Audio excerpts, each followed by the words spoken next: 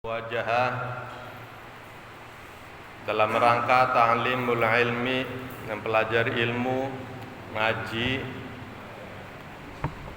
di hari Minggu pagi setelah kita melaksanakan sholat subuh berjamaah, dirangkaikan dengan kajian tafsir ahkam karangan Asy-Syaikh Al-Imam Ali As-Sabuni, seorang doktor kuliah di Makkah Al-Mukarramah. Dan kita bersyukur pada pagi hari ini dapat melaksanakan kewajiban kita sebagai hamba Allah. Mudah-mudahan ibadah kita, sholat kita, ngaji kita, duduknya kita di majelis ilmu ini senantiasa mendapatkan cucuran maghfirah rahmat Allah Subhanahu wa taala. Para bapak-bapak dan ibu-ibu serta jamaah sekalian yang saya hormati, mencari ilmu, thalabul ilmi itu adalah merupakan salah satu kewajiban kita sebagai seorang muslim. Betul? Semua ulama menyatakan bahwa mencari ilmu itu hukumnya wajib. Thalabul ilmi faridatun ala kulli muslimin wa muslimatin. Mencari ilmu itu wajib bagi setiap orang Islam, baik laki-laki maupun perempuan. Nah, wajibnya mencari ilmu itu minal mahdi ilal lahdi, sejak lahir sampai masuk ke liang kubur. Sejak lahir kita mencari ilmu. Bagaimana orang baru lahir mencari ilmu? Maka dalam manhaj kita Ahlussunnah wal Jamaah mengamalkan hadis itu, sejak lahir mencari ilmu. Bagaimana caranya? Itu cukup dengan diazanin. Betul? Anak baru lahir diazanin. Dalam rangka apa? Nyari ilmu. Kenapa diazanin? Karena panca indera yang berfungsi ketika anak baru lahir itu adalah telinga. Ya, telinga. Penciuman hidung itu baru bisa narik nafas. Tapi belum bisa mencium aroma bawang merah apa bawang putih ini. Ya, duren apa nangka, itu belum tahu Pak Baji, Pak. Betul? Ya, belum bisa membedakan. Mata belum bisa melihat, betul? Lidah belum bisa bicara, belum bisa ngomong.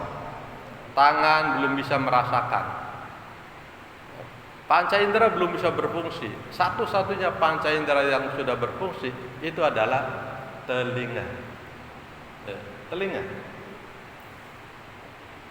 Maka ketika anak baru lahir diazanin, dikumandangkan kalimatut takbir, Allahu Akbar, Allahu Akbar, Allah Maha Besar. Lalu ada syahadat tauhid, syahadat Rasul, nyari ilmu, ya, bahwa anak ini kelak menjadi anak yang muslim, anak yang beragama Islam, mengikuti agama kedua orang tuanya. Terus nyari ilmunya begitu, mustami sebagai pendengar. Nah, metodologi ngaji yang kita sampaikan pada pagi hari ini juga itu tidak menulis, betul? Tidak disuruh membaca oleh ustadznya, ya. Tapi hanya mendengar. Nah, ngaji yang dengan cara mendengar ini dalam bahasa umum disebut dengan jiping. Jiping, apa artinya? Ngaji kuping. Atau bahasa lain jinger. Ngajinya ngedenger. Nah, kemudian berkembang dari jiping, jinger di sebelah kanan sama di depan saya itu jider. Ngajinya jider. Udah paling enak itu udah. Ya. Nah, di luar daripada jider, karena saking enaknya nyender, itu lama-lama jiduk. Apa di situ? Ngajinya ngantuk.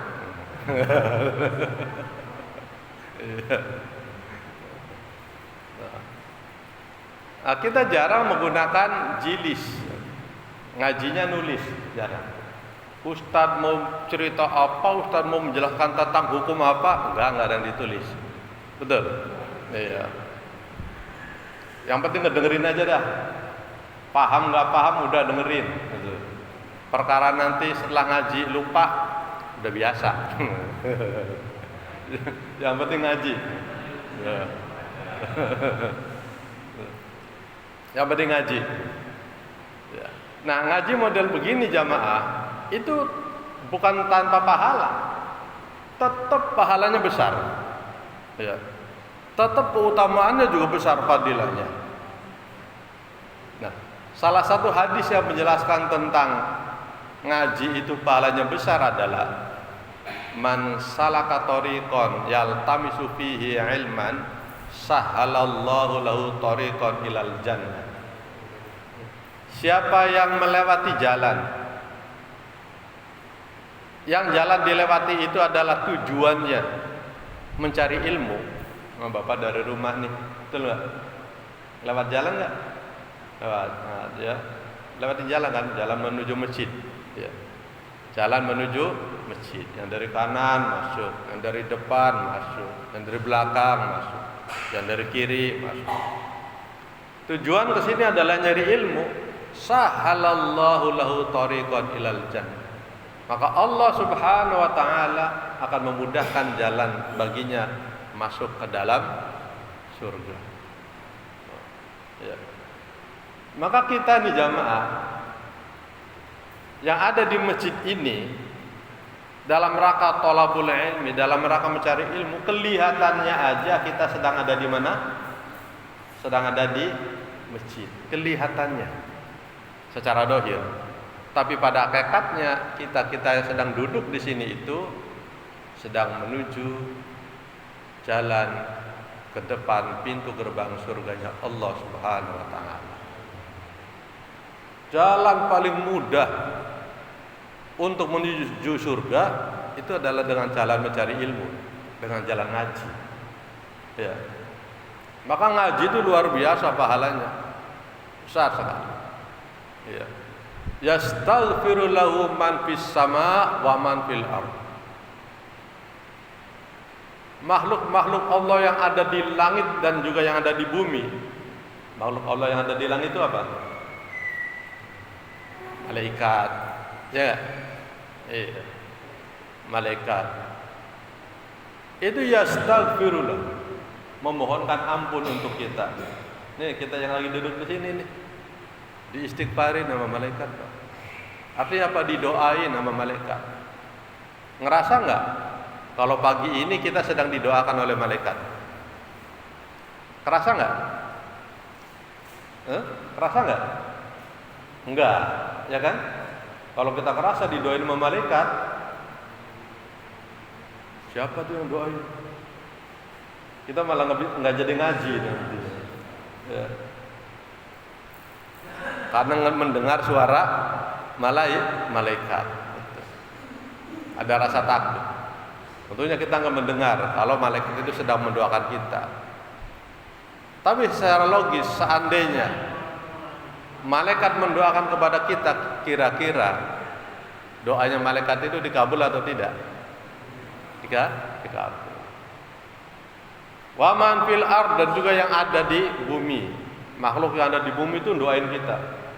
Ya, termasuk hewan, kucing, kerbau, kambing, onta, wedus, jangkrik, itu doain kita jamaah. Doain orang yang sedang ngaji. Itu kerennya ngaji tuh. Ya, coba. Bahkan kata Rasulullah, hatta hitan fil bahri, sampai ikan-ikan yang ada di laut pun turut mendoakan kita. Keren. Ikan coba, yang tiap hari ditangkepin sama nelayan, tetangganya mantan pengurus masjid Darussalam. Iya. Ya. Itu ikan-ikan yang ada di laut ikut mendoakan, masya Allah ya. Mendoakan siapa? Mendoakan orang yang sedang mencari ilmu. Dan kita trennya ada di situ jamaah. Posisi kita ada di situ. Didoakan oleh malaikat, didoakan oleh makhluk-makhluk yang ada di bumi, plus didoakan oleh ikan-ikan yang ada di laut. Dan kalau Bapak mau menghitung jumlah makhluk itu, Bapak tidak akan mampu menghitung berapa ikan, berapa hewan, berapa malaikat, dan semuanya mendoakan kita. Ini hebatnya nyari ilmu. Beda dengan amalia yang lain, sodako, infak misalnya, ya itu biasa saja, standar lah pahalanya. Kalau nyari ilmu itu luar biasa. Nah, agar kita trennya terus seperti itu, terus didoakan oleh malaikat, terus didoakan oleh makhluk-makhluk yang ada di bumi, termasuk ikan yang ada di laut, kita bismillah terusin ngajinya, ya terusin ngajinya. Nah, kalau kita terus ngaji seperti ini, kans peluang untuk masuk surga itu besar jemaah. Karena tadi man salaka thariqan itu, ya maka kita yang usia seperti ini kan nggak mungkin untuk masuk lagi ke sekolah gitu, untuk masuk ke pesantren. Kita paling relevan itu masuk ke masjid, dan di masjid itu udah ada majelis ilmu, sudah ada majelis taklim. Kita hadir di sini ke majelis ilmu, kita datang ke sini ke majelis taklim. Mudah-mudahan kita termasuk orang yang akan dimudahkan jalan baginya menuju pintu gerbang surganya Allah Subhanahu wa taala. Amin amin ya rabbal alamin. Jamaah Masjid Nurul Fatah yang saya hormati, kita lanjutkan kajian tafsir ahkam masuk wilayah hukum, dan ini adalah sesi terakhir tentang bab i'tizalun nisa fil mahid, tentang menjauhi istri saat istri sedang dalam keadaan haid. Ini bagian terakhir. Jamaah masjid yang saya hormati, sebagaimana yang sudah kita maklum bersama, ketika istri kita sedang mengalami haid, dan haid yang sudah kita bahas juga itu paling sedikit sehari semalam, ya.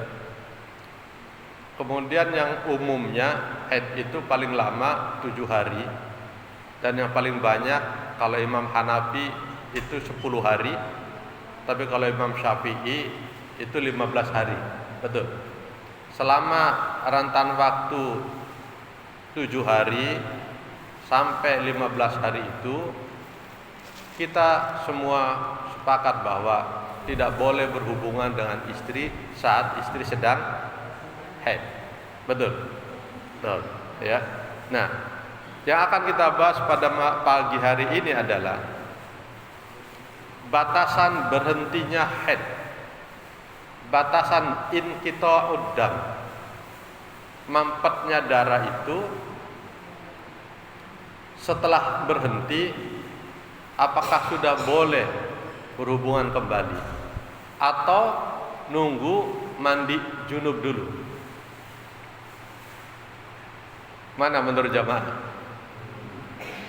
Mandi junub dulu atau asal udah berhenti? Mandi junub dulu. Oke. Pada pagi ini akan kita jelaskan tentang hal tadi. Bismillahirrahmanirrahim. Mata yahillu kurbanul mar'ah. Kapan seorang suami diperbolehkan mendekati istrinya bagi istri yang sudah berhenti haid? Dalla qauluhu ta'ala, firman Allah Ta'ala menjelaskan, wala taqrabuhunna hatta yathurna, janganlah kalian mendekati istri hatta yathurna, sehingga suci. Ala annahu la yahillu lirrajuli kurbanul mar'ah, sesungguhnya hal ini menjelaskan bahwa tidak diperbolehkan bagi seorang suami mendekati istrinya fi halatil haid, ketika istri sedang haid, hatta tathura, hingga istrinya itu bersih, suci. Wa qad ikhtalafa al-fuqaha fit tuhri ma huwa. Para ulama ahli fikih itu berbeda pendapat tentang batasan suci itu sendiri. Yang dimaksud suci itu apakah cukup hanya dengan berhenti atau sampai menunggu mandi. Ini yang akan menjadi perbedaan antara ulama yang satu dengan ulama yang lain. Ulama yang pertama, fadhhaba Abu Hanifah ila annal burada bituhri in qita'ud dam. Imam Abu Hanifah atau lebih terkenal dengan Imam Hanafi, beliau menjelaskan bahwa yang dimaksud suci di sini adalah inqita'ud dam, berhentinya darah. Asalkan darahnya sudah berhenti, asalkan sudah mampet, asalkan sudah enggak keluar lagi, itu berarti sudah suci, sudah bersih. Ya. Fa idzan qata'ad damul haid jaza lirrajul ayyataha qablal ghusli. Apabila darahnya itu sudah berhenti, maka diperbolehkan bagi seorang suami ayyataha qablal ghusli, diperbolehkan untuk melakukan hubungan sebelum istri mandi. Ini bahasanya orang udah ngempet, udah kelamaan. Belum mandi udah langsung gitu. Ya. Nah, ini madhabnya Imam Hanafi, Pak. Ya. Imam Hanafi yang memperbolehkan kalau istri sudah berdi ya sudah, nggak apa-apa, nggak usah nunggu mandi. Ya. Nah, bagaimana ketentuannya? Illa annahu idza qata'a dammuha li aksaril haid wa huwa 'ashratu ayyam. Yang seperti ini, itu ada catatannya. Yang seperti ini itu apabila istri haid selama 10 hari atau lebih. Kalau istri haidnya itu sampai 10 hari atau lebih, asalkan sudah berhenti itu udah boleh. Tapi kalau haidnya itu hanya 3 hari, hanya seminggu, kemudian belum mandi langsung, itu tetap nggak boleh. Gitu jangan. Ya, ini Imam Hanafi. Jadi Imam Hanafi memberikan standar, diperbolehkan hal seperti itu kalau haidnya paling sedikit 10 hari. Di bawah 10 hari itu tetap nggak boleh, harus mandi. Itu. Jajabatuha qoblal ghusli. Wa in kana inqita'u qoblal asyrah lam yajuz hatta tartasila. Apabila berhenti darahnya itu di bawah 10 hari, maka tidak boleh langsung berhubungan. Berarti diperbolehkannya setelah mandi atau setelah dia melaksanakan sholat. Ya. Jamaah rahimahumullah, ini madhabnya Imam Abu Hanifah. Wa dhahabal jumhur Malik wa Syafi'i wa Ahmad. Yang kedua, pendapatnya jumhurul ulama. Jumhurul ulama itu mayoritas para ulama. Siapa di dalamnya? Imam Malik, Imam Syafi'i, dan Imam Hambali, Imam Ahmad. 3 ulama besar, 3 ulama madhab berpendapat bahwa ila annat tuhra alladhi yahillu bihil jima' huwa tadhuruha bil ma' katuhuril junub.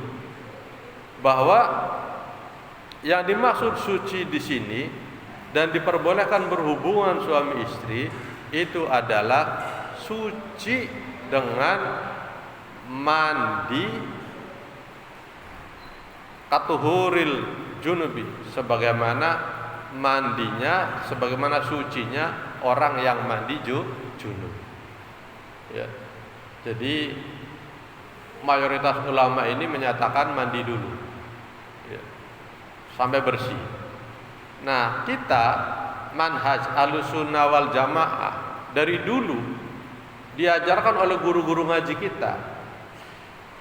Itu istri mandi dulu, jangan. Betul. Mandi dulu. Dan sampai sekarang kita masih mengamalkan ilmu ini. Ya, masih mengamalkan ilmu ini. Dan kita tidak akan keluar dari manhaj Ahlussunnah wal Jamaah. Dari 3 ulama besar itu, ya. Karena ciri khas Ahlussunnah wal Jamaah itu adalah dalam hal fikih kita mengikuti ahadu madzahibil arba'ah. Mengikuti salah satu dari 4 madhab itu. Boleh ke Imam Syafi'i, Imam Hambali, dan imam-imam yang lain. Nah, ini 3 ulama besar itu sepakat, ya, bahwa mandi dulu baru diperbolehkan berhubungan. Ya. Wa annaha la tahillu hatta yang qati'al haid fataghtasilu bil ma. Dan berhubungan itu tidak diperbolehkan sehingga darahnya itu berhenti dan difinishing, disucikan dengan dengan air, yaitu mandi. Subhanallah, walhamdulillah, wala ilaha illallah, wallahu akbar. Subhanallah, walhamdulillah, wala ilaha illallah, wallahu akbar. Mari sama-sama. Subhanallah,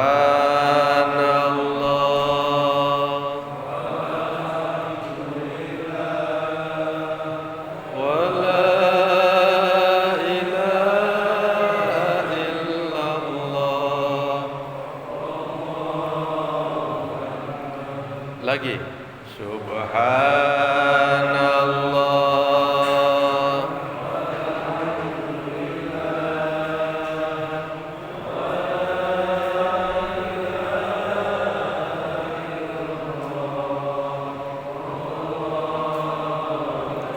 sekali lagi. Subhanallah,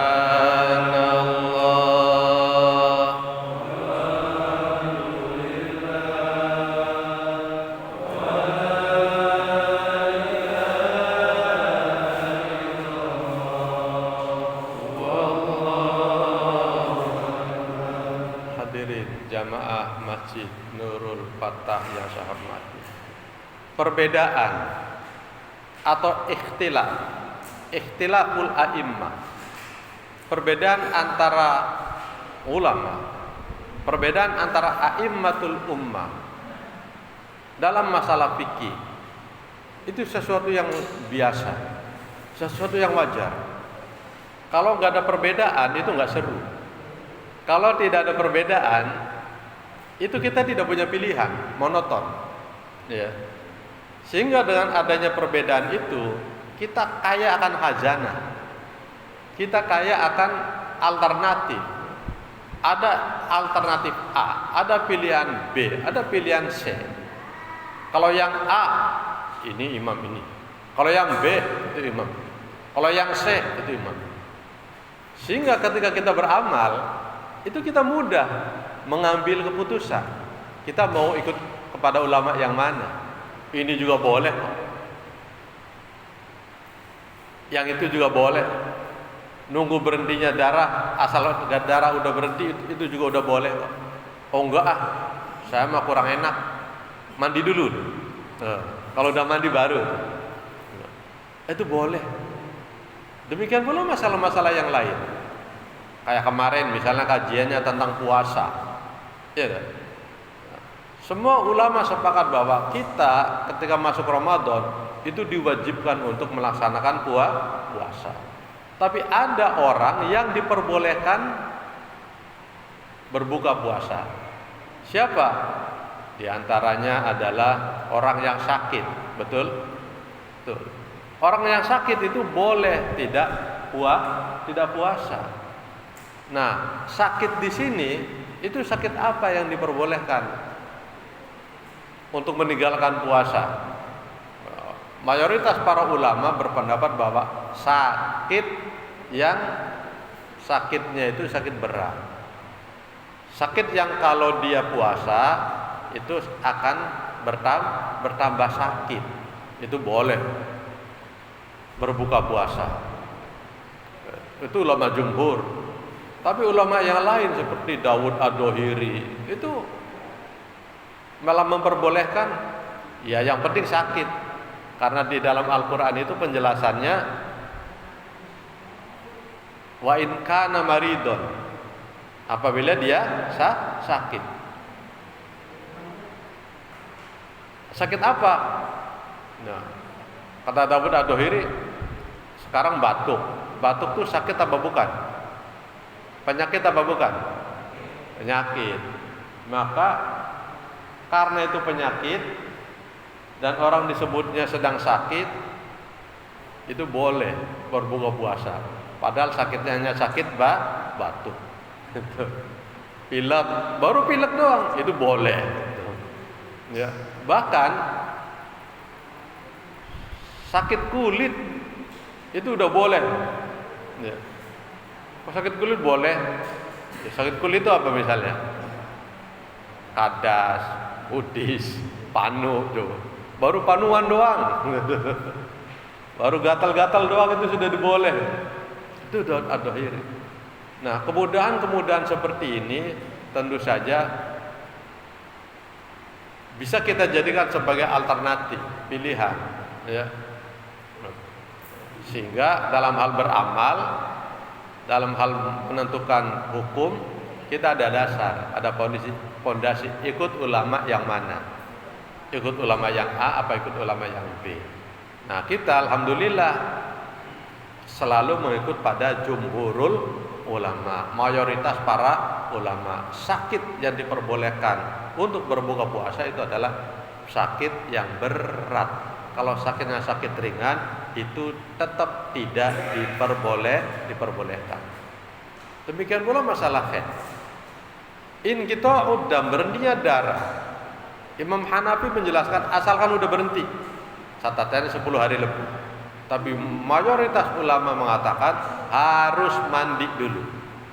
Mau 1 hari haidnya, mau 3 hari, mau 1 minggu, mau setengah bulan sekalipun, itu tetap harus mandi. Kalau sudah mandi baru diperbolehkan. Jelas jemaah. Nah, ulama yang ketiga, wa dhahaba Tawus wa Mujahid ila annahu yakfi fi halliha antag silafar jaha wa tatawaddoa lis-sholati. Kata Tawus dan Imam Mujahid, dua ulama ini juga berpendapat bahwa diperbolehkan bagi seorang suami mendatangi istrinya kalau istri itu sudah berhenti haidnya, cukup istinja saja, cukup dibersihkan saja, ya, lalu berwudu. Kalau udah berwudu itu sudah boleh. Kenapa para ulama ini berbeda pendapat? Saya katakan, kenapa berbeda pendapat? Karena pikiran para ulama itu beda-beda. Ulama mereka juga beda-beda, guru mereka juga beda-beda, dan kajian-kajiannya juga beda, pemahaman terhadap ilmu juga beda. Di mana letak perbedaannya? Ini dia jamaah, letak perbedaannya nih. Wa sababul khilaf anna Allah Ta'ala qala. Sebab perbedaannya adalah Allah Subhanahu wa taala berfirman, wala taqrabuhunna hatta yathurna fa idza tatahharna fa'tuhunna min haitsu amarakumullah innallaha yuhibbut tawwabina wa yuhibbul mutatahhirin. Al-ula bit takhfif. Yang pertama itu adalah di takhfif, yaitu ringan. Ringan di sini gimana? Tanpa tasdid pada kalimat hatta yathurna. Wasaniya bitasdid. Yang kedua itu adalah dengan tasdid, tatoharna. Saya ulang. Yang pertama itu takhfif, kalimat sucinya yaitu yadhurna. Kalimat yang kedua itu tasdid, tatoharna. Ini perbedaannya jemaah. Ya. Kalimatu tahuro yusta'malu fi ma la kasaba fihi lil insan wa wa in qita'uddam. Kalimat tahuro itu adalah kalimat yang digunakan oleh manusia dengan memahami in qita'uddam, berhentinya darah. Ya. Itu in qita'. Yang bahasa digunakan adalah yadhurna. Kalau tatoharo menggunakan tasdid, fayusta'malu fi ma yaktasibul insan bi fi'lihi wa wa al-iktisal bil ma. Yaitu kalimat yang digunakan oleh kita sebagai manusia melakukan suatu tindakan, melakukan suatu perbuatan. Tindakan itu, perbuatan itu disebut dengan mandi. Itu ya, Mak. Paham nggak? Kalau yadhurna tanpa tasdid itu tahfif, namanya berhenti dan suci dengan sendirinya. Tapi kalau yadhurna berhenti dan suci dengan melakukan suatu perbuatan. Perbuatan itu disebut dengan mandi. Dan ketika sudah mandi baru disebut dengan suci. Maka definisi ayat ini Allah Subhanahu wa taala menjelaskan, innallaha yuhibbut tawwabina wa yuhibbul mutatahhirin. Sesungguhnya Allah Subhanahu wa taala mencintai orang yang tawabin wa yuhibbul mutatahhirin, mencintai orang-orang yang senantiasa menjaga kebersihan, menjaga kesucian. Allah suka itu. Istrinya bersih, suaminya juga bersih. Istrinya suci. Dan standarisasi suci itu adalah suci untuk melaksanakan sholat. Itu Pak. Kalau hanya bersih tapi tidak suci, itu belum diperbolehkan melaksanakan sholat. Karena ada kaitannya antara haid dengan sholat. Betul?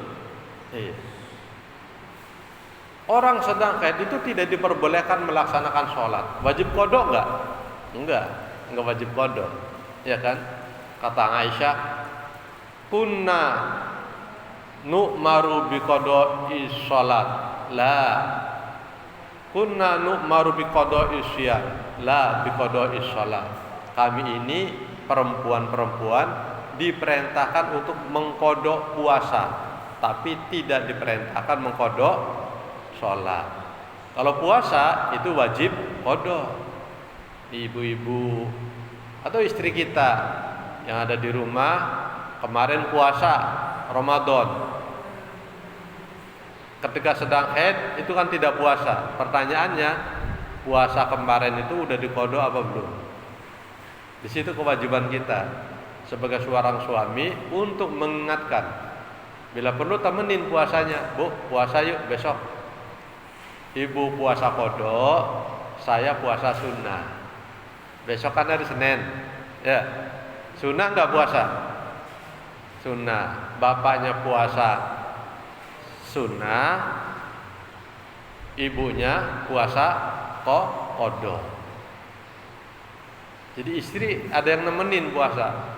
Kalau istri ditemenin puasa, semangat nggak kira-kira? Semangat. Ya. Beda dengan ibu atau istri puasa sendiri di rumah, malah nyiapin makanan buat bapaknya kan. Pengen makan. Tapi kalau dua-duanya puasa, subhanallah, itu cara strategis untuk mengajak istri agar istri mau mengkodok puasa. Ya. Sama dengan kita ngajak anak untuk sholat. Cara yang efektif, yang paling efisien, mengajak istri sholat, mengajak anak sholat, itu kitanya harus sholat. Betul Pak? Pak atau nak, ayo sholat. Bu, sholat yuk berjamaah. Di mana Pak? Di masjid. Aduh, kalau ke masjid nggak keburu deh kayaknya. Ya sudah, hari ini kita sholat berjamaahnya di rumah, karena nggak keburu waktunya. Bapak sholat berjamaah di rumah bersama anak dan istri. Kira-kira anak dan istri Bapak diajak sholat berjamaah, mau apa enggak? Nolak apa enggak? Enggak akan nolak.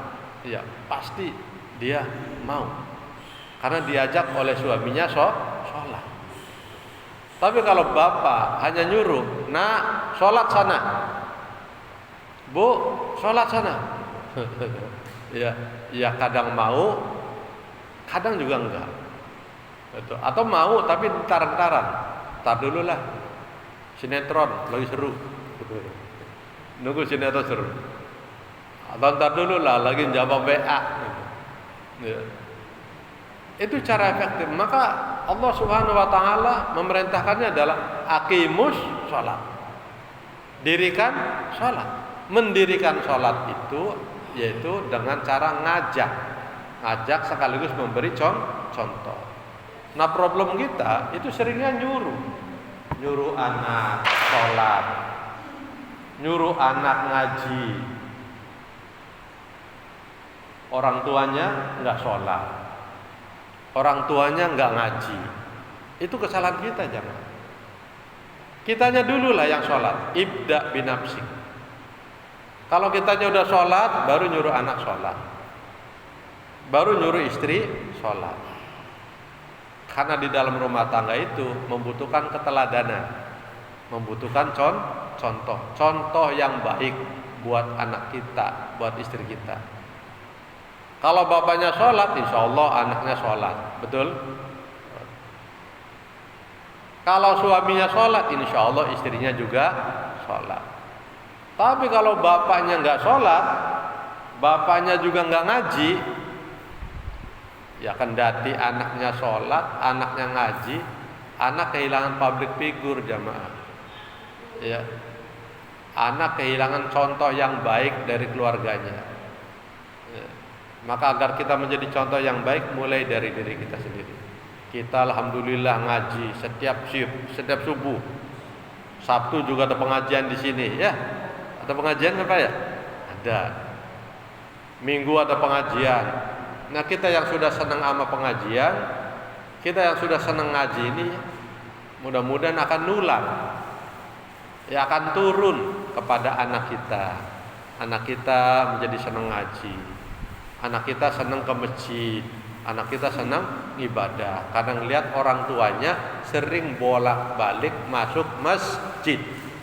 Ngelihat orang tuanya sering bolak-balik ngadiri pengajian. Insya Allah mereka akan mengikuti kita. Karena figur utama bagi seorang anak dan istri itu tentu saja adalah bapaknya. Dia belum melihat ustadznya, dia belum melihat orang lain, tapi orang tua dulu yang dia lihat. Kalau orang tuanya biasa memberikan contoh yang baik kepada anak-anaknya, itu insya Allah kebaikan itu akan nular, akan turun kepada orang-orang yang ada di sekeliling kita. Sama dengan kejahatan. Kejahatan juga akan nular jamaah. Kemaksiatan juga akan nular. Kalau anak sering melihat kemaksiatan, kejahatan, itu juga nanti akan nular kepada dia. Maka tinggal bagaimana kita sebagai seorang tua itu bisa menerapkan itu, bisa memberikan contoh yang baik buat anak-anak kita. Ya, baik. Jamaah Masjid Nurul Fatah yang saya hormati, inilah kajian kita pada pagi hari ini tentang hubungan suami dan istri saat istri sedang dalam keadaan haid. Dan alhamdulillah kajian kita di sesi terakhir bab i'tizalun nisa fil mahid sudah tuntas. dan pada bulan yang akan datang itu kita akan ganti kepada bab yang baru, an-nahyu an kasratil halab. Itu insyaallah akan kita bahas pada pertemuan-pertemuan yang akan datang. Untuk mengakhiri taklim, mari kita akhiri dengan doa.